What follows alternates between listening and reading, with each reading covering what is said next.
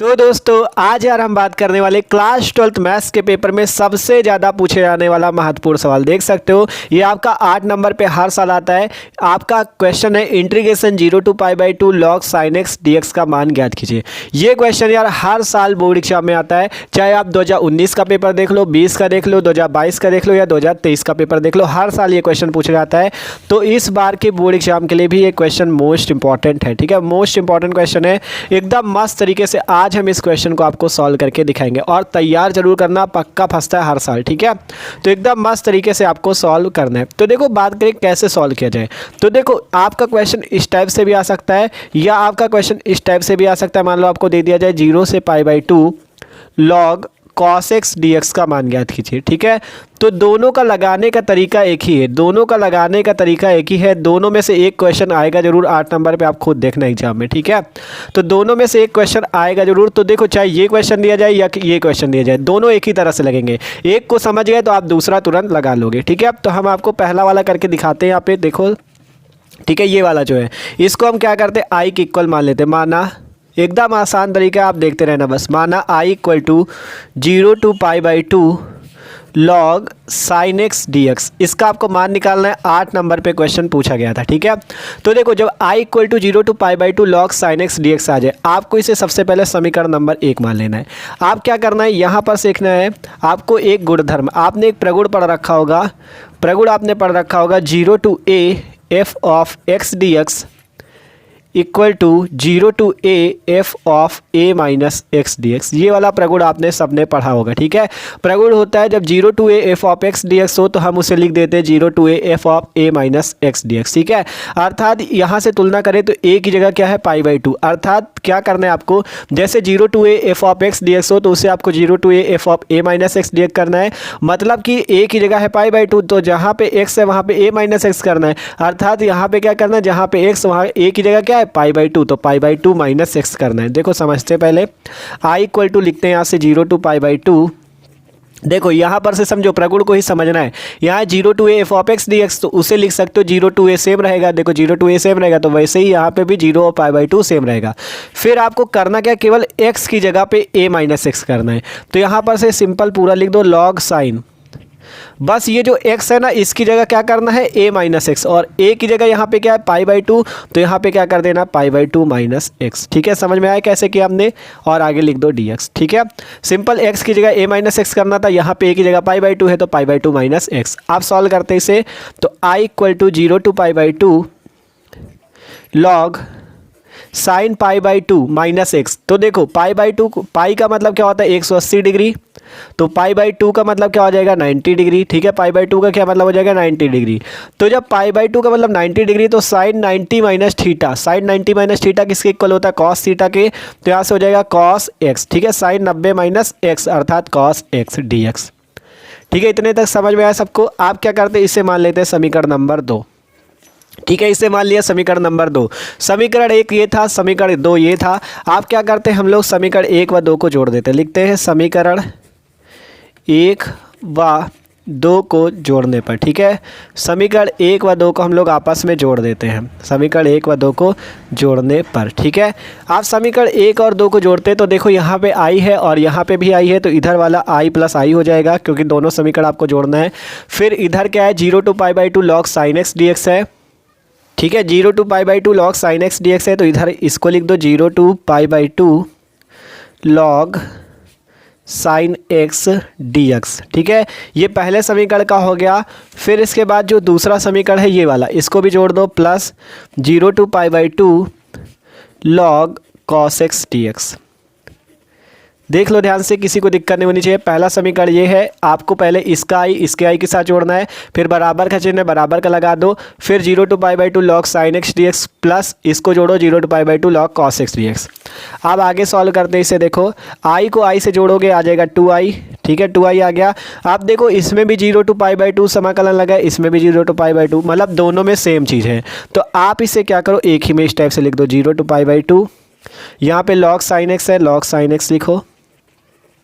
ठीक है, यहाँ पे एक कोष्टक लगा लो, कोष्टक के अंदर log sin x प्लस लगाओ, यहाँ पे log cos x है तो log cos x लिख दो, और बाहर लगा दो dx। देख लो कोई दिक्कत नहीं होनी चाहिए किसी को, मतलब दो जगह अलग अलग समाकलन लगे थे तो हमने एक ही जगह लगा दिया 0 to π/2, और ये जो log sin x था इसको लिखा, ये जो log cos x था इसको लिखा, प्लस कर दिया और dx लगा दिया, कोई दिक्कत नहीं। आप सॉल्व करो आगे। तो देखो एक फॉर्मूला सबको पता होना चाहिए log का एक फॉर्मूला होता है, लिखते हैं चूँकि log m plus log n equal to क्या होता है पता है, log m plus log n equal to होता है log m इंटू n। ये फार्मूला सबको पता होना चाहिए, ठीक है, ये फार्मूला सबको पता होना चाहिए, log m plus log n equal to log m into m। तो यही वाला फार्मूला यहाँ पे यूज कर देते हैं। तो 2i इक्वल टू 0 to π/2, और देखो m की जगह क्या है sin x और n की जगह क्या है cos x। तो log m प्लस n बराबर क्या होता है, log को एक ही बार लिख देना है और फिर m और n को गुणा कर देना है। तो m है sin x, n है cos x, तो sin x into cos x कर देना है, sin x into cos x आगे dx, ठीक है, इतना आ गया। आप क्या करें, आप इसे कैसे सॉल्व करें, तो देखो आप सब ने एक फॉर्मूला पढ़ा होगा, चूँकि sin 2x बराबर होता है 2 sin x into cos x, ये फॉर्मूला सबने पढ़ रखा होगा, sin 2x बराबर 2 sin x into cos x. तो अगर यहाँ पे देखो, यहाँ पे sin x cos x, अगर 2 sin x cos x हो जाए तो हम sin 2x का फॉर्मूला लगा सकते हैं। तो यहाँ पे 2 करने के लिए आपको क्या करना होगा, ऊपर नीचे 2 का गुणा करना होगा। देखो कैसे, 2i इक्वल टू 0 to π/2, और यहाँ पे log, ठीक है, यहाँ पे क्या करते हैं 2 का गुणा कर लेते हैं, 2 into sin x cos x, और बटे में यहाँ पे 2 का भाग कर देते हैं, बाहर dx। देख लो कोई दिक्कत तो नहीं, अगर इस 2 से 2 को काट दोगे तो यही चीज़ तो मिल जाएगा। तो ऊपर नीचे 2 का गुणा इसलिए कर दिया क्योंकि 2 sin x cos x का फॉर्मूला बन जाए, ठीक है, आप फॉर्मूला बन जाएगा, आसान हो जाएगा। तो 2i इक्वल टू 0 to π/2, फिर यहाँ पे क्या आ जाएगा, देखो यहाँ पे क्या आया 2 sin x into cos x. देखो 2 sin x into cos x, तो 2 sin x into cos x की जगह sin 2x लिख सकते हो, तो log sin 2x अपॉन में 2 और बाहर dx।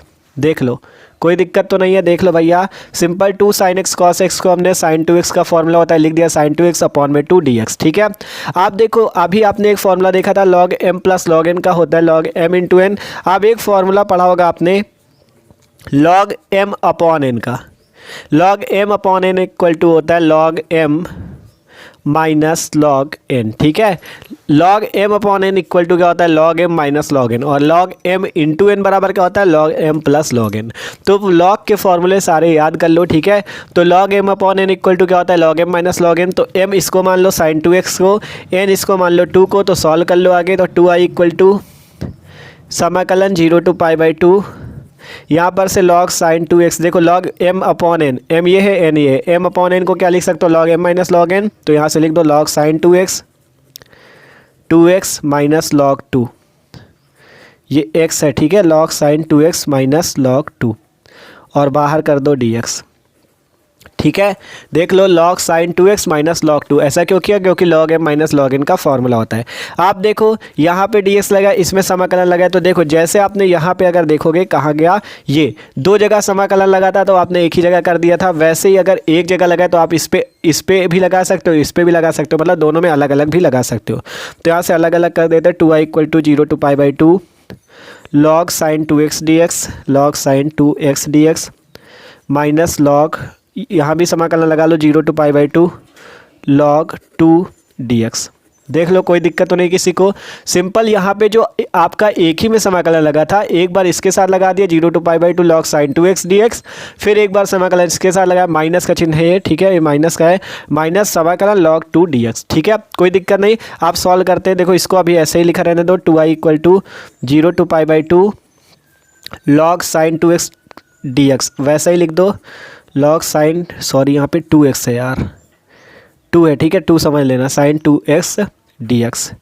आप देखो माइनस लगाओ, यहाँ पे log 2 कांस्टेंट हो जाएगा तो इसे बाहर ले लो, log 2 अंदर, यहाँ पे 0 से π/2, अब log 2 बाहर ले लिया तो क्या बचेगा, 1 बचेगा और dx।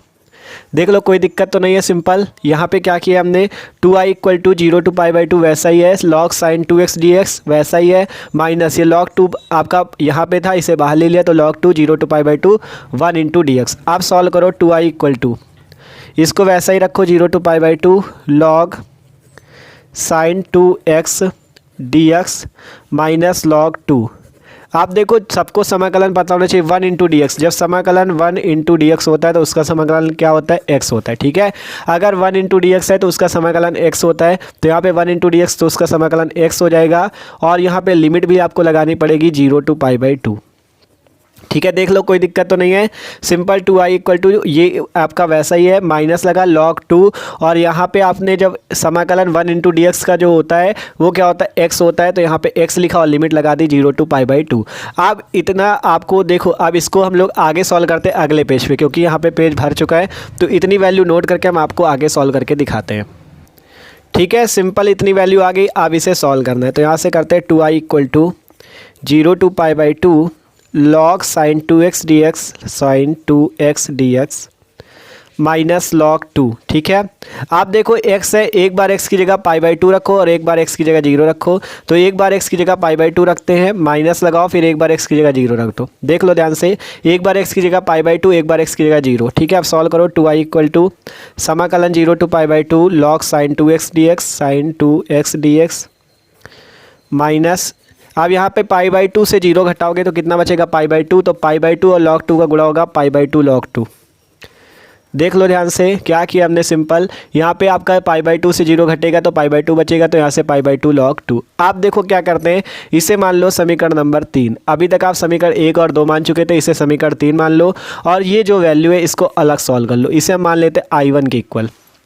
ठीक है, इसे i1 के इक्वल मान लेते हैं और इसकी वैल्यू अलग निकाल के सॉल्व करते हैं। और सॉल्व करने के बाद हम यहाँ पे रख देंगे और पूरा आंसर आ जाएगा। तो इसकी वैल्यू को अलग सॉल्व करते हैं। i1 equal to 0 to π/2 log sin 2x dx, इसे अलग सॉल्व कर लेते हैं। ठीक है, आप देखो बात करें यहाँ पे जो log sin 2x dx है, इसे क्या करते हैं, जो 2x इसका आपको दिख रहा है इसे t के इक्वल मान लेते हैं, माना 2x इक्वल टू टी। ठीक है, क्वेश्चन लंबा है, 8 नंबर का पूछा भी जाता है। ठीक है, 2x इक्वल टू हमने क्या मान लिया, t। आप क्या करो, इसका अवकलन कर दो, x के सापेक्ष अवकलन, x के सापेक्ष क्या कर दो, अवकलन कर दो, x के सापेक्ष अवकलन कर दिया। ठीक है, अब हम लोग इसका x के सापेक्ष क्या कर देंगे, अवकलन कर देंगे, जिससे आपका 2 बाहर हो जाएगा, d/dx x equal to d/dx t, जिससे यहाँ पे क्या आ जाएगा, इसको इधर ले लो तो dt/dx इक्वल टू 2 उसी प्रकार से रहेगा। और जब x का अवकलन करोगे तो क्या आ जाएगा, 1 आ जाएगा। ठीक है, तो dt/dx इक्वल टू आया आपका 2। ठीक है, dt/dx इक्वल टू 2 आया। अगर यहाँ से हम लोग dx की वैल्यू निकाल लें तो dx की वैल्यू dt/2 आ जाएगी। dx की वैल्यू क्या आ जाएगी, dt/2। ठीक है, इतनी आगे। आप यहाँ पे लिमिट भी चेंज करनी पड़ेगी, लिमिट 0 और π/2 है, लिमिट भी चेंज करो। देखो 2x इक्वल टू टी है, तो जब हम लोग x की वैल्यू, x है ना यहाँ पे, जब x की वैल्यू 0 रखते हैं, जब x बराबर 0 तो t बराबर कितना हो जाएगा, 2x है तो 2 इंटू 0 अर्थात t बराबर भी 0। जब x बराबर π/2, जब x बराबर π/2 तो t बराबर 2x है तो 2 इंटू π/2 अर्थात 2 से 2 कैंसिल, t इक्वल टू पाई। यहाँ पे समझ लो क्या किया हमने, मतलब जब x की वैल्यू हमने 0 रखी, लिमिट भी चेंज करनी पड़ेगी ना। जब ये 2x इक्वल टू टी मानोगे, लिमिट चेंज करनी पड़ेगी। जब x इक्वल टू 0 मानोगे तो t इक्वल टू है 2x, तो यहाँ पे रखोगे t इक्वल टू 0। जब x इक्वल टू π/2 मानोगे तो t इक्वल टू पाई। आप सारी वैल्यू यहाँ पे रख दो, निकाल लो। i1 इक्वल टू, आप देखो जहाँ पे 0 है वहाँ पे क्या रहेगा, 0 रहेगा। जहाँ पे π/2 है वहाँ पे क्या हो जाएगा, पाई हो जाएगा। फिर log साइन, ठीक है, यहाँ पे 2x है, 2x की जगह आप क्या लिख सकते हो, t लिख सकते हो, तो साइन t। और dx का मान यहाँ पे निकाला हमने dt/2, तो dt/2 रख दो। देख लो ध्यान से, सिंपल log साइन और 2x की जगह t रख दिया और dx की जगह dt/2 रख दिया। आप सॉल्व करो। ठीक है, क्वेश्चन लॉन्ग बहुत है। अब ये जो बटे में 2 है इसे बाहर ले लेते, तो i1 equal to 1/2 0 to pi log sine t dt, sine t dt। ठीक है, इतना आ गया, कोई दिक्कत नहीं है। आप देखो एक प्रगुण आपने और पढ़ा होगा, एक प्रगुण आपने और पढ़ा होगा, कौन सा, जब आपका 0 to 2a f of x dx होता है तो उसे आप लिख सकते हो 2 0 to a f of x dx। ये आपने पढ़ा होगा। ठीक है, प्रगुण है आपका समाकलन 0 to 2a f of x dx होता है, तो आप उसे लिख सकते हो 2 0 to a f of x dx। ठीक है, ये लिख सकते हो। तो सिंपल यहाँ पे अगर 2a की जगह बात करें तो 2a की जगह क्या है, पाई। यहाँ पर देखना 2a की जगह आपका क्या है, पाई है। देख लो, इस 0 की जगह तो 0 है, 2a की जगह क्या है, पाई। तो यहाँ से a की वैल्यू निकालोगे तो π/2 आ जाएगी। आप सॉल्व करो। i1 इक्वल टू 1/2 से कोई मतलब नहीं, इसे भूल जाओ कुछ देर के लिए, 1/2 लिख दिया, इंटू गुणा का चिन्ह लगा लो। अब जब आपका 0 to 2a f of x dx होता है तो उससे हम क्या करते हैं 2 0 to a f of x dx, मतलब 2 को बाहर ले लेते हैं। तो 2 को पहले बाहर ले लो, फिर क्या करना है 0 की जगह 0 है 0 लगा लो। अब 2a की जगह क्या कर देना a, तो 2a का मान अगर यहाँ से पाई है, देखो 2a का मान यहाँ से अगर पाई है तो a का मान क्या आ जाएगा π/2, तो यहाँ पे आपको a की जगह क्या रख देना है π/2 रख देना है। ठीक है, देख लो ध्यान से, 2a की जगह अगर पाई है तो a का मान क्या आ जाएगा π/2, तो यहाँ पे 2 आपका आया, फिर 0 आया, फिर a की जगह π/2 और लास्ट में क्या f of x dx अर्थात log sin t dt वो सेम रहेगा। ठीक है, log sin t dt। किया क्या है हमने यहाँ पे, क्या कर दिया तुम आप खुद देखो, सिंपल क्या किया, देखो ये जो आपका इतना था बस इस पे ये प्रगुण लगाया 2 0 to a f of x dx अर्थात 2 बाहर लिया और जहाँ पे 2a की जगह a कर दिया अर्थात पाई की जगह यहाँ पे π/2 कर दिया। अब सॉल्व करो आगे, 2 से 2 कैंसिल, I1 इक्वल टू कितना आ जाएगा 0 to π/2 log sin t dt। एक प्रगुण आपने और पढ़ा होगा, ठीक है, ये वाला तो एकदम आसान वाला ही है। ठीक है, प्रगुण क्या है, जब आपका 0 to a f of x dx हो तो आप उसे 0 to a f of t dt भी लिख सकते हो, ये प्रगुण भी आपने पढ़ा होगा। ठीक है, जब 0 to a f of x dx हो तो आप उसे 0 to a f of t dt भी लिख सकते हो। ठीक है, तो यहाँ पर से आप क्या कर सकते हो, इसे I1 इक्वल टू 0 to π/2 जहाँ पे sin t dt उसे आप क्या लिख सकते हो f of x dx अर्थात sin x dx भी लिख सकते हो, log sin x dx। देख लो ध्यान से क्या किया हमने, सिंपल यहाँ पे आपसे कहा जहाँ पे 0 to a f of x dx हो आप उसे 0 to a f of t dt भी लिख सकते हो। तो यहाँ पे sin t dt की जगह बस क्या कर दिया sin x dx, t की जगह बस x की है, कोई दिक्कत तो नहीं है, t की जगह x कर दिया। अब आगे सॉल्व करते I1 इक्वल टू देखो 0 to π/2 log sin x dx, इसको हमने i के इक्वल माना था, आपको दिखाते कहाँ पे ये वैल्यू थी आपकी, देख सकते हो पहले ही पेज पे जब आपका सवाल शुरू हुआ था यहाँ पे हमने पहला समीकरण माना था i equal to 0 to π/2 log sin x dx, तो वही तो आखिरी में आया। तो इसकी जगह आप क्या लिख सकते हो, i लिख सकते हो ना, लिख सकते हो ना i, तो वहाँ पे i लिख देते हैं। ठीक है, सिंपल, ये जो I1 equal to 0 to π/2 log sin x dx आया, इसकी जगह आप क्या लिख सकते हो i, क्योंकि हमने इसे समीकरण 1 माना था तो यहाँ से लिख देते i। तो I1 की वैल्यू जो आ गई वो कितनी आ गई i, देख लो ध्यान से भैया, कोई दिक्कत किसी को नहीं होनी चाहिए, सिंपल पहले इतना आया। अब आपसे कह रहा है जो पहला आपने जब सवाल शुरू किया था तो आपने i इक्वल टू माना था 0 to π/2 log sin x dx, यही तो क्वेश्चन ही था, इसी तो सॉल्व कर रहे हैं और इससे समीकरण 1 माना था तो इसकी जगह हमने बस यही लिख दिया i। ठीक है, तो I1 की वैल्यू यहाँ पर से i आ गई, आप बस आपको यहाँ पे रख देना और आपका आंसर आ जाएगा, आपको यहाँ पे रख देना i और आपका आंसर आ जाएगा। देखो सॉल्व करके आपको दिखाते हैं।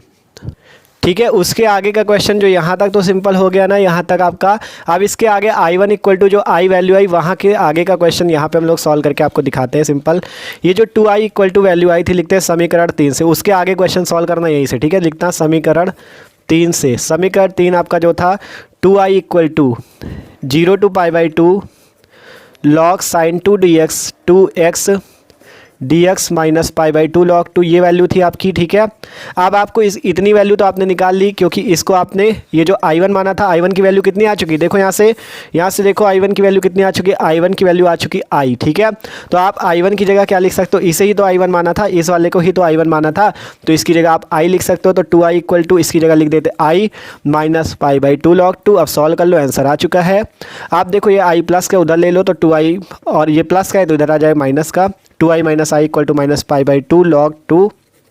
अब बस घटा दो 2i से i घटेगा, i आ जाएगा, i equal to minus π/2 log 2, और यही उसका मान है। i आपने किसको माना था, यही तो माना था कि आपका जो 0 to π/2 log sin x dx था, इसे ही तो i माना था ना, sin x dx इसे ही तो i माना था, तो इसकी वैल्यू कितनी आ चुकी है माइनस π/2 log 2, यही इसका मान है, आंसर हो चुका है। देख सकते हो 8 नंबर का क्वेश्चन था, मोस्ट इंपॉर्टेंट था क्वेश्चन। एक बार आपको फिर से दिखा दे कैसे हमने सॉल्व किया। ठीक है, क्वेश्चन लॉन्ग बहुत ज़्यादा था, आप खुद देख सकते हो। पहले यहाँ पर आपको अगर ये दिया जाए तब भी सॉल्व कर लेना, ये वाला दिया जाए तब भी इसी तरह से होगा। ठीक है, सिंपल पहले ये वाला प्रगुण यूज किया गया और जिससे ये वैल्यू आई थी। देखो स्क्रीनशॉट जिसको लेना हो तो ले लो और नोट कर लेना बाद में। ठीक है, फिर आगे हमने समीकरण 1 और 2 को जोड़ा, और जब जुड़ गया समीकरण दोनों, फिर आगे देख सकते हो यहाँ से हमने सॉल्व करना पूरा शुरू किया, और आपका क्वेश्चन देख सकते हो कहाँ तक गया। इस टाइप से वैल्यू यहाँ तक आई थी। फिर इसके बाद अगले पेज से हमने सॉल्व किया। ठीक है, देख सकते हो यहाँ पर से। और फिर यहाँ पे हमने समीकरण 3 बनाया था और इसकी वैल्यू I1 मान ली थी। फिर I1 को हमने यहाँ पर से अलग सॉल्व करना शुरू किया। देख सकते हो कैसे सॉल्व किया, आप स्क्रीनशॉट ले लो बाद में। और कम समझ में आओ तो वीडियो को एक बार फिर से देख लेना, क्योंकि क्वेश्चन मोस्ट इंपॉर्टेंट। फिर ठीक है, तो ये देख सकते हो। फिर आगे हमने ऐसे सॉल्व किया और फिर हमारी ये जो वैल्यू आई I1 इक्वल टू आई आ गई। अब जब I1 इक्वल टू आई आ गई तो हमने इसे I1 माना था इतनी वैल्यू को, तो इसका मान रख दिया I और पूरा सॉल्व कर लिया। I इक्वल टू -5/2 log 2 और यही इसका मान है। तो यार आशा करते हैं वीडियो अच्छा लगा होगा और ये क्वेश्चन समझ में भी आया होगा। अगर कम समझ में आया तो एक बार वीडियो फिर से देख लेना, ठीक है। एक बार वीडियो को फिर से देख लेना। तो यार अगर वीडियो अच्छा लगा तो लाइक जरूर करके जाना, ठीक है। और मोस्ट इंपॉर्टेंट तैयार भी कर लेना।